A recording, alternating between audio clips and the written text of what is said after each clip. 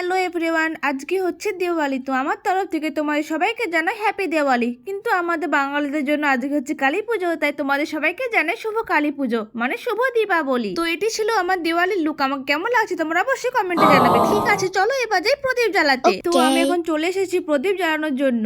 এই যে এই 15 প্রদীপটি আমি এইবারে কিনেছি, কেমন লাগছে অবশ্যই কমেন্টে জানাবে। যাই হোক, তারপর বাকি সব প্রদীপগুলোকে জ্বালানোর পর আমি চলে গেলাম এগুলোকে দেওয়ার জন্য। কালী পুজো হচ্ছে আর প্রদীপ জ্বালাবো না, এটা কি হতে পারে নাকি? তাই প্রদীপগুলোকে সব ঘরে ভালো করে জ্বালিয়ে নিচ্ছিলাম। তারপর পুরো ঘরে প্রদীপ জ্বালানোর পর আমরা চলে গেলাম ছাদে মোমবাতি জ্বালানোর জন্য। কিন্তু ছাদে যাওয়ার পর আমার ভাই আমাকে প্রচুর ডিস্টার্ব করছিল এই মোমবাতি জ্বালানোর সময়। কিছুতেই ও ঠিক করে ক্যামেরায় ধরছিল না, বারবার আমাকে শুধু হাসিই যাচ্ছিল তখন। তারপর ছাদ থেকে নেমে আমি এই 15 প্রদীপটিকে নিয়ে ছবি ফটো তুলে নিলাম, যেগুলি আমার ফেসবুক আর ইনস্টাগ্রামে অলরেডি আপলোড করা আছে। যারা দেখোনি তারা অবশ্যই দেখে আসবে যাও। তারপর দূরে দেখছি সবাই মিলে বম ফাটাচ্ছে, তাই আমি চলে গেলাম বম ফাটানোর জন্য।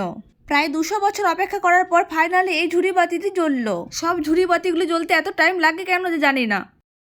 তারপর আমি এই ঝুড়ি বাতিটিকে নিয়ে আমার ফ্যামিলি সবাইকে জাদু দেখাচ্ছিলাম।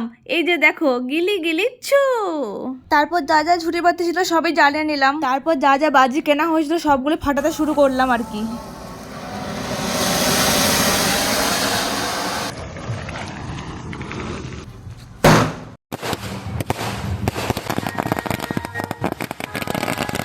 যাই হোক, আমি এই বাজিগুলি ফাটানোর পর চলে গেলাম একটি ফানুস উড়ানোর জন্য। বাই বাই ফানুস। কিন্তু দুর্ভাগ্যবশত আমার এই ফানুসটি বেশি দূর যেতে পারিনি। একটু দূরে যাওয়ার পরে ফানুসটি পড়ে গেল, আর পড়ে যাওয়ার সাথে সাথে সেটিকে একটি বাচ্চা এসে তুলে নিয়ে চলে গেল। কি আর বলবো। যাই হোক, আমার এই ভিডিওটি তোমাদের কেমন লাগলো অবশ্যই কমেন্টে জানাবে। তোমাদের সঙ্গে দেখা হচ্ছে পরে কোনো ভিডিওতে। বাই।